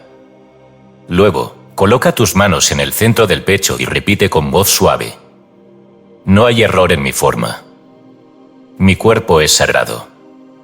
Dios se escribió en mí. Toca tus manos, tus brazos, tu rostro. Siente cada parte como si fuera una página viva del libro divino. Respira profundamente. Siente el alma habitando cada célula. Ese cuerpo que tocas es el altar de la eternidad. Capítulo 10. Las sombras del chakra, cuando la energía se distorsiona. Toda luz proyecta una sombra. Todo centro de energía, por más cerrado que sea, puede ser distorsionado si no es comprendido con sabiduría. Así como los templos pueden ser profanados desde dentro, los chakras también pueden ser corrompidos no por fuerzas externas, sino por la inconsciencia que los habita. Este capítulo es un descenso necesario, un descenso hacia el lado oculto del trabajo energético. Porque allí donde hay poder, también hay responsabilidad. Y donde hay acceso a lo divino, hay posibilidad de engaño. Eliphas Levi, en su tratado Dogma y Ritual de la Alta Magia, introduce el concepto de egregor, una entidad psíquica colectiva creada por el pensamiento y la emoción sostenidos. No es un demonio en sentido religioso, sino una forma viva de energía creada por la conciencia humana, capaz de influenciar, dominar y retroalimentarse de quienes la alimentan. Un chakra que gira sin vigilancia puede convertirse en punto de anclaje para estas entidades sutiles. No porque se invoquen, sino porque se permiten entrar por omisión de conciencia. La energía mal dirigida no destruye de inmediato. Primero seduce. Y lo hace en nombre de la luz. El Evangelio de Judas, texto gnóstico excluido del canon, advierte que algunos brillan como estrellas, pero no son luz, sino reflejo del error. Esta frase, tan dura como clara, apunta al corazón de la falsa iluminación, cuando el ego se disfraza de maestro interior, cuando el deseo de poder se camufla como despertar espiritual. Un chakra hiperactivo puede parecer activado, pero en realidad estar desbordado. El corazón que ama sin discernimiento puede convertirse en sacrificio compulsivo. La garganta que habla sin pausa puede volverse verbo vacío. El tercer ojo que busca visiones a toda costa puede caer en la fantasía. La corona que se cree abierta puede estar simplemente inflamada por el narcisismo espiritual. Por eso, no basta con abrir los chakras. Hay que habitar su luz sin ceder al vértigo de su reflejo oscuro. Y eso no se logra con métodos, sino con vigilancia suave, con presencia constante, con humildad radical. La distorsión energética no es pecado. Es desequilibrio. Y el alma que busca sinceramente puede corregirlo, siempre y cuando no caiga en la paranoia del autoanálisis constante. Porque la vigilancia que se obsesiona se vuelve su propia distorsión. No hay que temerle a la sombra, sino verla sin deseo de destruirla, sino de comprenderla. Toda sombra es una parte de la energía que aún no ha sido amada por la conciencia. Cada chakra tiene su distorsión arquetípica. El chakra raíz, en lugar de sostener, puede generar apego al miedo, a la supervivencia violenta, al territorio como posesión. El chakra sacro, en vez de crear, puede derivar en compulsión, adicción o manipulación emocional. El plexo solar, que debería irradiar poder justo, puede transformarse en dominación, orgullo, ira, control. El corazón, en lugar de amar con libertad, puede apegarse con dependencia, sacrificarse sin límites, anestesiarse ante el dolor. La garganta, si no es canal de verdad, se convierte en instrumento de mentira, de juicio, de exceso verbal o silencio enfermizo. El tercer ojo, mal calibrado, puede llevar a la ilusión espiritual, a la imaginación desbordada, al esoterismo sin ética. Y la corona, sin la base del ego disuelto, puede derivar en disociación, superioridad espiritual o negación del mundo. La buena noticia es que toda distorsión contiene en sí misma el germen de su sanación. Allí donde se ha roto el equilibrio, puede surgir la medicina. El chakra que se ha contaminado es también el chakra que puede enseñar la lección más profunda. Porque el error, cuando se ilumina, se convierte en sabiduría vivida. Los sabios antiguos sabían que no se podía abrir la energía sin formar el carácter. Por eso, la verdadera espiritualidad no era solo un camino de revelación, sino también de rectitud. Rectitud no moralista, sino alineación interior con el bien más elevado que el alma pueda concebir. Leví advertía que toda invocación con deseo egoísta atraía no a los ángeles, sino a los egregores del deseo disfrazado. Y que el único modo de vencerlos era con voluntad pura y oración silenciosa. No una oración de súplica, sino de claridad vibratoria: hágase tu voluntad, no la mía. En lo profundo no hay luz sin sombra. El chakra no se vuelve divino cuando brilla sin mancha, sino cuando su luz es capaz de iluminar incluso sus propias distorsiones. Y el alma madura no teme su oscuridad, la reconoce, la bendice, la transforma. La energía no es buena ni mala. Es poder puro. Lo que determina su dirección es la conciencia que la habita. Y la conciencia no se impone, se despierta. Por eso, en el trabajo con los chakras, no hay apuro. No hay carreras hacia la iluminación. Hay solo una verdad, cada paso sin sombra, cada chakra sin arrogancia, cada palabra sin pretensión. Es un mundo redimido. Revelación oculta del capítulo, ejercicio para sanar las distorsiones. Ahora revelada abiertamente. Ejercicio de vigilancia amorosa, yo veo mi sombra y la bendigo. En un momento de recogimiento, siéntate en silencio. Elige uno de tus centros, el que sientas más perturbado o incierto, y lleva la atención a ese punto. No trates de cambiar nada. Solo observa. Siente la emoción asociada. Sin juzgar, afirma en voz interna: yo reconozco esta energía. Yo bendigo su forma actual. Yo permito que su verdad se revele. Permanece así, sin forzar. La energía, cuando es vista sin miedo, comienza a purificarse sola. Porque el amor, cuando no exige, sana.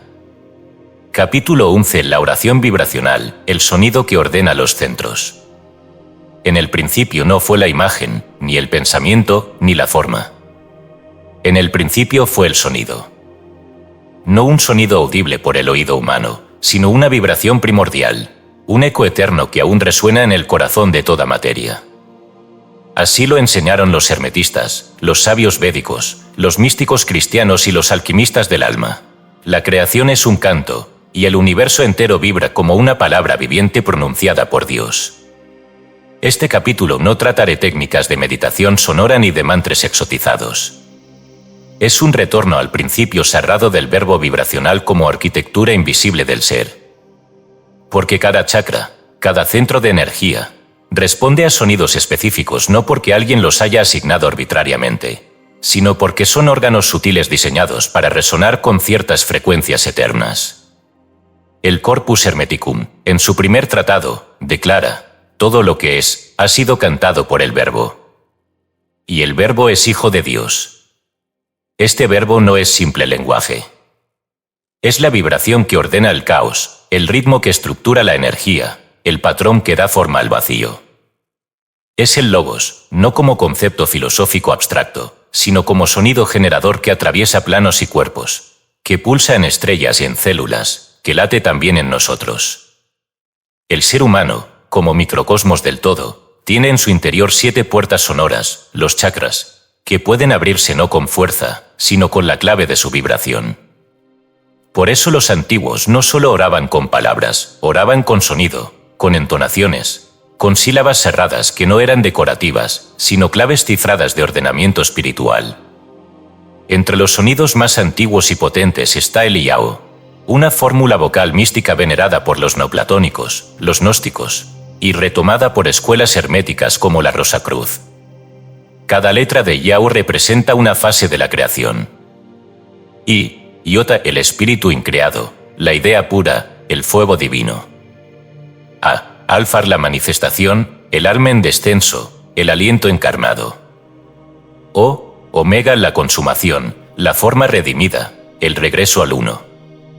Cuando se entona Iao desde el centro del pecho o desde el vientre, el cuerpo entero vibra como un templo reconsagrado. El sonido penetra los huesos, reorganiza los fluidos sutiles, alinea las ruedas del alma. No es magia en sentido vulgar, es geometría vibracional aplicada a la carne viva. El Om, raíz de toda vibración védica, no es un sonido cultural. Es la forma sonora del absoluto. No se pronuncia como un simple bom, sino como una sílaba que contiene 3 sonidos, AUM, cada uno vibrando en una región del cuerpo. A resuena en el vientre, activa el chakra raíz y sacro. U vibra en el pecho, armoniza el plexo y el corazón. M se instala en la cabeza, despierta la garganta, el tercer ojo y la corona. Cuando se entona correctamente, el Om no solo calma la mente, reintegra al alma en su eje original. Porque el sonido no es solo para escuchar, es para ser. Cuando el cuerpo entero vibra con una sílaba sagrada, se vuelve instrumento afinado a la frecuencia del cosmos. Incluso el canto gregoriano, cuyas notas monódicas se deslizan sin ritmo marcado, es una forma de oración vibracional. No fue compuesto para complacer al oído humano, sino para conmover el alma. Sus entonaciones afectan el sistema nervioso, inducen estados de paz profunda y alinean los centros energéticos sin necesidad de imágenes ni significados. Porque en el nivel del espíritu, la vibración precede al entendimiento. Cada chakra puede ser armonizado con sonidos específicos. No sonidos comerciales ni modas esotéricas de mercado, sino entonaciones puras, sin ego, sin intención de manipular. La voz humana, cuando es entregada como instrumento devocional, se convierte en bálsamo, en luz líquida que penetra los nudos de la energía y los disuelve suavemente. Pero más allá de los sonidos externos, cada ser humano posee una vibración interna única, un tono que es su verdadera firma en el universo. Quienes mediten en silencio profundo llegan a oír, no con los oídos, sino con el alma, un zumbido o un canto sutil que los atraviesa. Ese sonido no es patología ni invención. Es el eco del logos en su interior. En la mística cristiana, algunos santos oían cantos celestiales que no podían describir. No eran voces externas, sino la vibración de sus almas en comunión con el Verbo. Porque quien se alinea con el sonido divino, comienza a vibrar como el universo, sin fricción, sin esfuerzo, sin distorsión. Y si el alma vibra en armonía, los chakras se ordenan sin necesidad de manipulación externa. Porque no fueron creados para ser trabajados, sino para ser afinados, como cuerdas de un instrumento consagrado. La oración vibracional, entonces, no es petición. Es armonía. No se trata de hablar con Dios, sino de vibrar en Él. De dejar que su canto pase a través de nosotros, no como un visitante, sino como el huésped original que vuelve a casa. Revelación oculta del capítulo, ejercicio vibracional para ordenar los chakras. Ahora revelada abiertamente.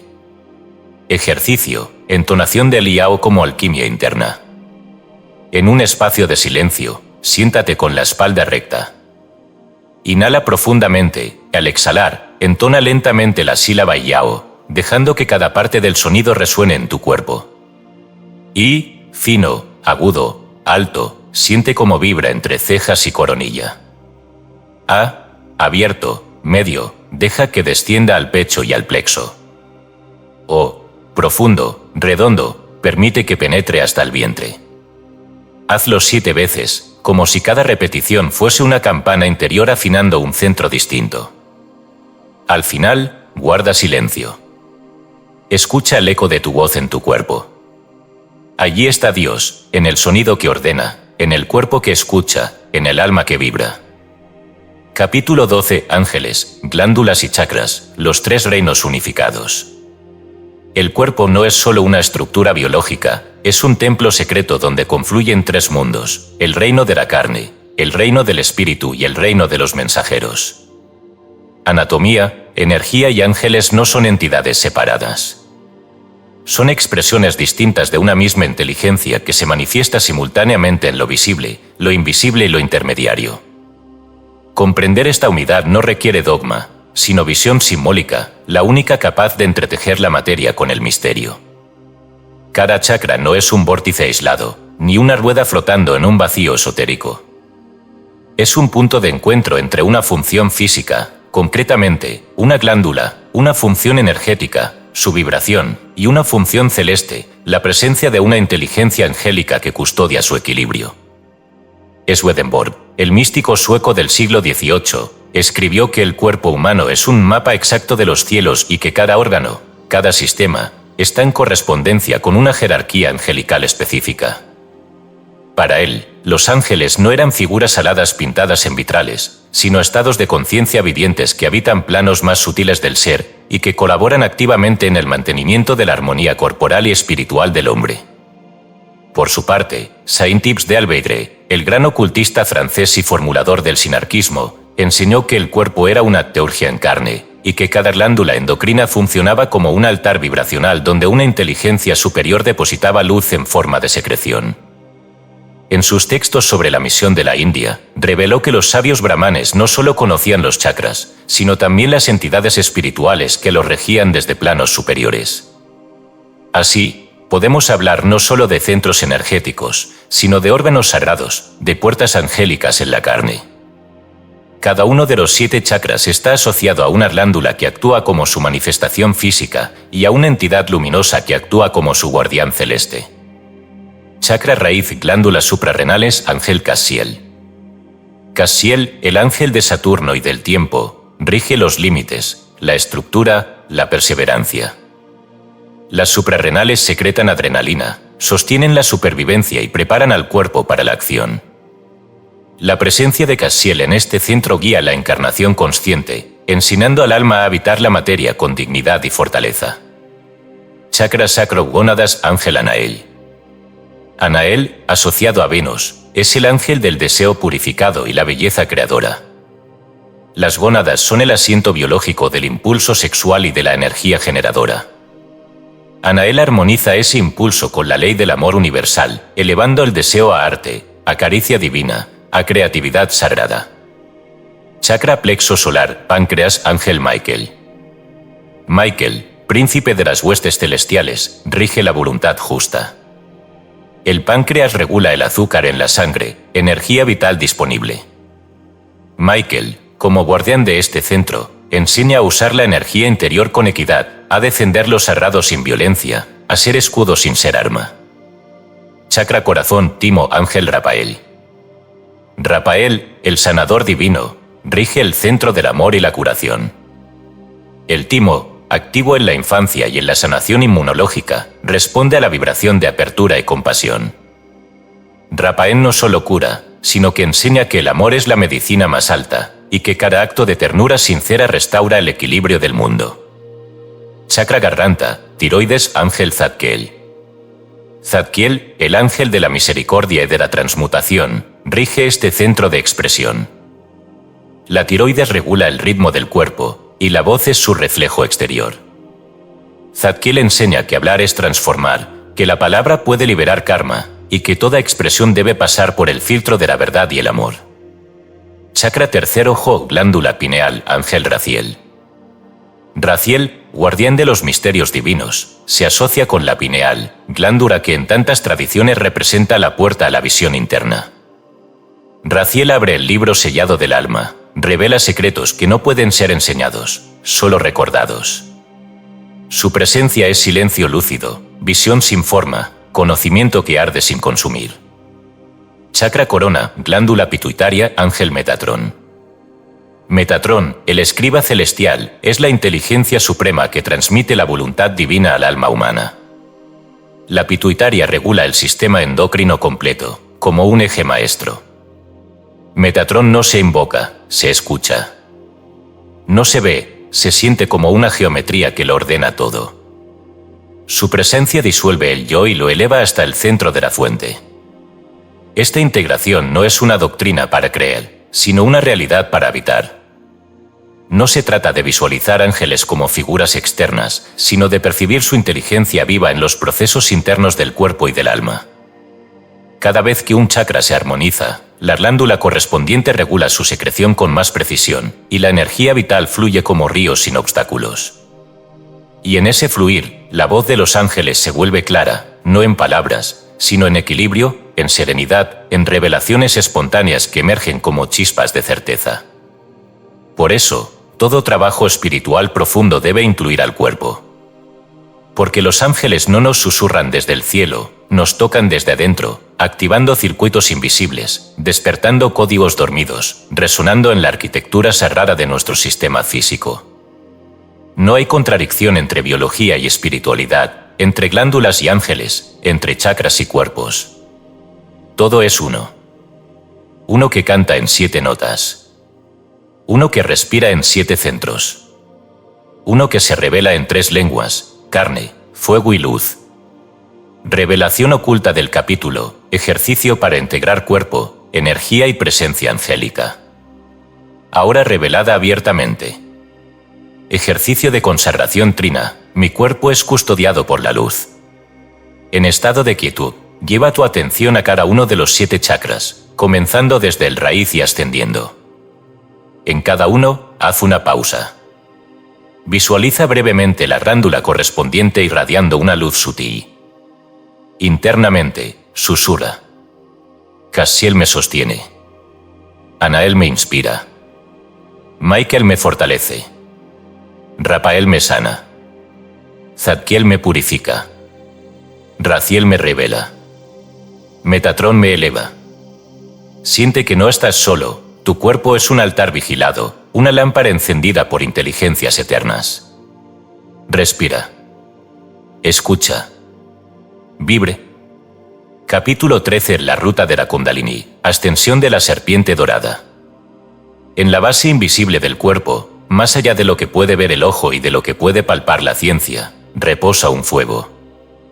No es fuego de combustión ni de temperatura, sino de conciencia dormida, enrollada como una serpiente, esperando el llamado que la despierte.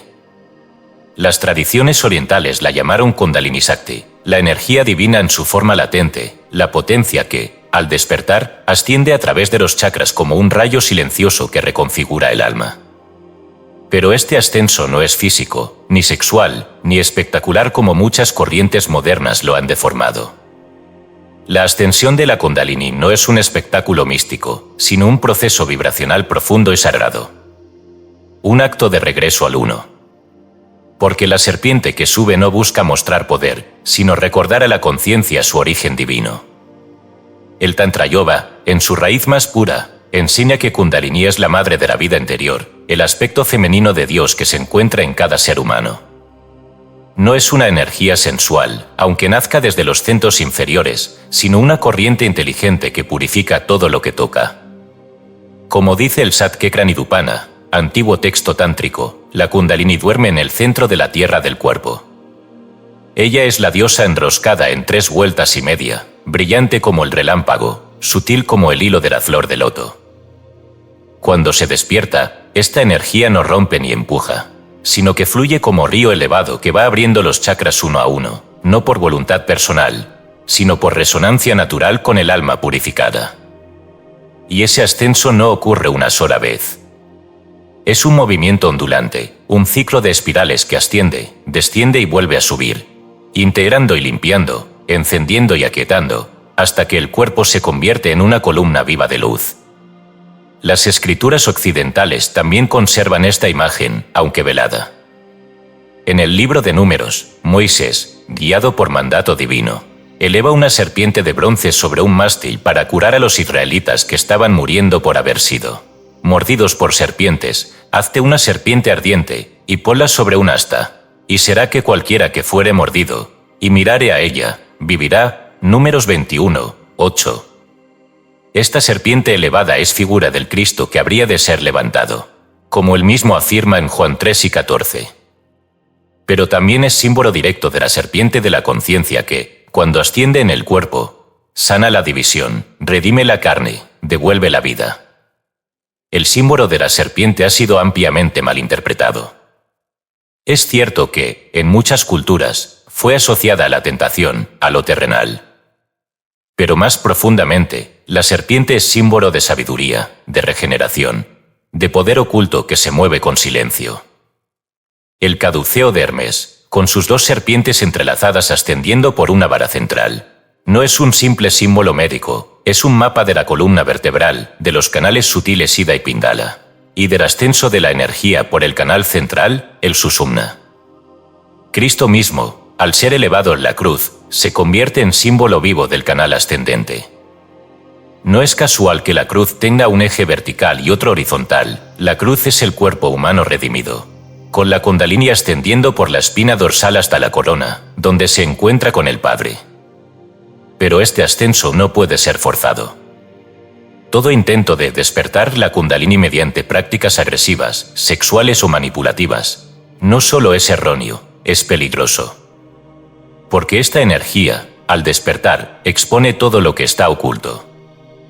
Y si no hay suficiente pureza interior, suficiente apertura del corazón y humildad del ego, la energía puede deformarse, crear distorsiones mentales, desequilibrios físicos, confusión espiritual.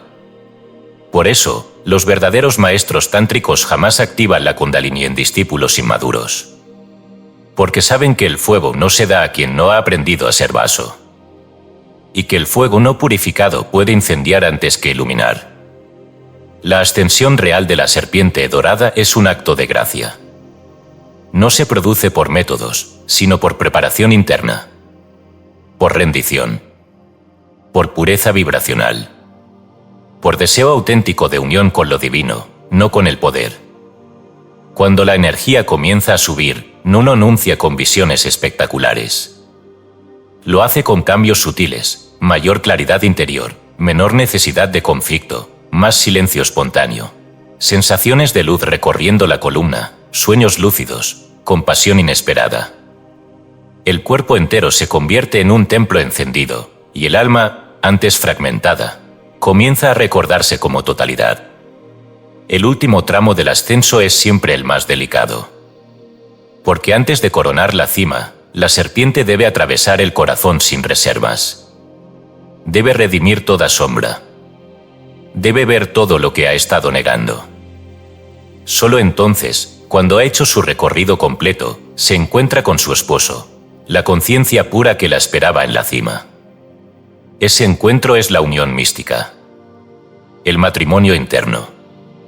No entre hombre y mujer, sino entre la energía ascendente y la conciencia descendente. El fuego se une al cielo. Y el cuerpo se convierte en lo que siempre fue, una espiral viva entre Dios y la tierra. Revelación oculta del capítulo, ejercicio para honrar la ascensión de la Kundalini. Ahora revelada abiertamente. Ejercicio de serpiente dorada, yo soy columna viva de luz. Colócate de pie o sentado con la espalda recta. Imagina que en la base de tu columna, un fuego suave y dorado se enciende, no con violencia, sino como una brasa consciente. En cada inhalación, siente ese fuego ascendiendo por la columna. No fuerces, síguelo con la mente, con amor. Al exhalar, repite internamente. Sube, luz de Dios. Despierta en mí tu forma. Que mi cuerpo sea tu columna. Hazlo 7 veces, en silencio y sin expectativa. Confía, la serpiente no asciende con deseo, sino con entrega. Capítulo 14 Chakras y el Cristo interno, activar la mente de Dios. El Cristo no es solo un nombre, ni una figura histórica, ni una doctrina. El Cristo es una conciencia, una vibración pura que habita más allá de toda religión, de todo dogma, de todo templo hecho por manos humanas. Quien ha abierto sus centros interiores, no como ejercicios energéticos, sino como altares vivos, descubre que la meta no es la iluminación personal, sino la encarnación del Cristo interior. Los chakras, cuando son activados desde la entrega y no desde la ambición espiritual, se convierten en estaciones de manifestación del Cristo en el cuerpo. Cada uno, como un pétalo que se abre, comienza a vibrar en resonancia con las cualidades del Hijo de Dios. No hablamos de un Jesús externo, sino del Logos encarnado, del principio divino que puede morar en el corazón del hombre cuando éste ha hecho espacio para él. El Evangelio de los Egipcios, texto gnóstico del siglo II, revela una de las afirmaciones más radicales del Cristo esotérico: yo soy tú, y tú eres yo. Donde tú estás, allí estoy yo, y en todas las cosas yo soy dispersado. Y de todas las cosas yo he recogido a mí mismo. Este misterio profundo solo puede ser entendido cuando el alma deja de buscar a Dios afuera y comienza a sentirlo vibrando en cada uno de sus centros energéticos. Porque Cristo no entra por imposición, ni por credo, ni por hábito litúrgico. Entra cuando el templo interior ha sido abierto por la activación de la conciencia, cuando los chakras ya no giran como mecanismos automáticos, sino como ruedas de fuego sagrado. San Ignacio de Antioquía escribió en una de sus cartas: «Dejad que el fuego que está en vosotros hable por vosotros». Yo no deseo vivir más en el mundo exterior, sino en el Verbo que habita mi carne. Este fuego del que hablan no es metáfora, es la conciencia crística encendida en el cuerpo, en los órganos, en los nervios, en los huesos, en las palabras, en los centros de energía que han sido purificados por la luz. El Pistis Sophia, otro texto clave del cristianismo oculto, muestra al Cristo como guía del alma perdida en los eones. No la salva desde fuera, sino desde dentro, revelando en cada plano de oscuridad una clave, una vibración, una palabra de poder que restituye el orden. Esa restitución es la obra secreta del Cristo en los chakras, no venir a reemplazar lo humano, sino redimirlo. No a borrar el yo, sino transfigurarlo en reflejo de la mente de Dios. Cuando el chakra raíz es activado con conciencia crística, el cuerpo ya no es un lugar de miedo ni de carga. Se convierte en el pesebre donde nace el Hijo de Dios. Cuando el chakra sacro vibra con el Cristo interno, el deseo ya no es fuerza que arrastra, sino energía creadora que sirve al amor divino. Cuando el plexo solar se rinde ante el Cristo, la voluntad ya no busca poder, sino servicio. Cuando el corazón es tocado por el Cristo, el amor deja de ser un intercambio y se convierte en emanación incondicional. La garganta, al hablar desde el Cristo, se vuelve oráculo vivo. El tercer ojo, al ver con los ojos del Cristo, no juzga ni separa, sino reconoce la humildad detrás de toda forma. Y la corona, al recibir la luz del Cristo, no se enorgullece, sino que se disuelve en humildad pura. Así, la activación completa de los chakras no es una conquista energética, sino una encarnación del Verbo. Y esa encarnación no se da solo una vez. Se renueva cada día, cada acto, cada palabra, cada respiración. Porque Cristo no vive en un momento, vive en la vibración sostenida del alma alineada con la fuente. Esta es la verdadera mística de los chakras, no poderes, sino presencia. No técnicas, sino transformación. No afirmaciones vacías, sino comunión real con el Uno que descendió al mundo para mostrarnos lo que significa ser hijo. Y ser hijo no es simplemente obedecer. Es ser semejante. Ser reflejo. Ser canal. Ser vaso. Yo en ellos, y tú en mí, para que sean perfectos en unidad, dijo Cristo, Juan 5:23. Esa perfección no es moral. Es vibracional. Es la mente de Cristo encendida en cada célula del cuerpo humano. Cuando eso ocurre, los chakras ya no giran como ruedas dispersas, sino como un único vórtice que canta: yo soy uno con el Padre. Y esa afirmación ya no es creencia. Es realidad. Revelación oculta del capítulo, ejercicio para activar la mente crística en los chakras. Ahora revelada abiertamente. Ejercicio de encarnación vibracional, Cristo en mí, en cada centro. En la quietud del alma, recuéstate o siéntate con la columna recta. Visualiza una figura luminosa, no con rostro, sino con presencia, descendiendo lentamente desde la corona hacia cada chakra. En cada centro, siente que esa presencia toca, limpia y enciende. Al llegar a cada chakra, di en voz interna: Cristo vive en mi raíz. Cristo purifica mi deseo. Cristo guía mi voluntad. Cristo ama en mi corazón. Cristo habla en mi voz. Cristo ve en mi mente. Cristo reina en mi conciencia. Permanece en silencio. No esperes respuestas. Solo siente la presencia encarnada de Dios en ti. Capítulo 15 del silencio en los 7 cielos. Vivir desde el centro unificado. Después de haber ascendido por las 7 puertas, después de haber atravesado el cuerpo como templo y el alma como altar, Se llega a un umbral que no conduce hacia más activaciones, ni hacia nuevas visiones, ni siquiera hacia mayor poder. Ese umbral es el silencio. No un silencio como ausencia de sonido, sino el silencio como centro, como origen, como voz primordial que ha cesado de hablar para que todo pueda ser oído. Los 7 chakras, las glándulas, las frecuencias, los nombres, los ángeles, las luces, todo ello ha sido parte de un mapa sagrado que no apunta al conocimiento por sí mismo, sino al centro donde todos los caminos se disuelven. El objetivo nunca fue activar los chakras como quien enciende interruptores de luz, sino fundirlos en una sola vibración, en un solo latido que no pertenece a ninguna parte, porque es el todo. La tabla de esmeralda, atribuida a Hermes Trismegisto, declara: separa la tierra del fuego, lo sutil de lo espeso, suavemente y con gran ingenio. Sube de la tierra al cielo, y de nuevo baja a la tierra, y recibe la fuerza de las cosas superiores e inferiores. Esta frase, tan repetida y tan pocas veces comprendida, no describe un proceso alquímico externo, sino el viaje del alma a través de sus centros de conciencia hasta el punto de retorno donde ya no hay arriba ni abajo, ni interior ni exterior. Solo hay unidad. Los antiguos taoístas también lo sabían. Lao Tse, en su Tao Te Ching, escribió: ¿puedes limpiar tu visión interior hasta ver nada más que la luz? ¿Puedes amar a la gente y guiarla sin imponer tu voluntad? El sabio no actúa, y por eso todo se ordena. Esta es la paradoja final, después de recorrer todos los cielos internos. El alma madura descubre que el mayor acto de poder es no actuar, que el sonido más perfecto es el que no rompe el silencio, que la mayor sabiduría es habitar el centro y dejar que todo gire a su alrededor. En este centro no hay chakras, no porque se apaguen, sino porque se unifican. Dejan de ser ruedas separadas para convertirse en una espiral única de presencia. Lo que antes parecía fragmentado, raíz, corazón, corona, ahora vibra como un solo eje de luz.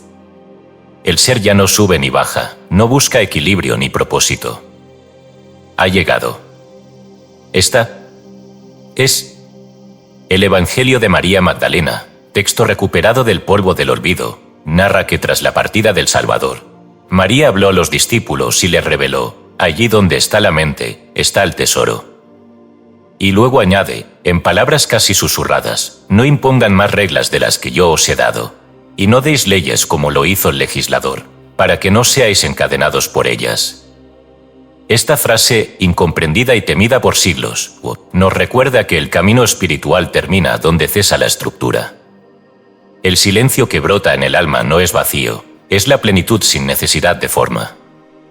Es el reposo del guerrero que ha cruzado todos los cielos, que ha domado todas las bestias, que ha mirado todos los espejos, y ha comprendido que no hay nada que alcanzar, porque todo ha sido siempre aquí.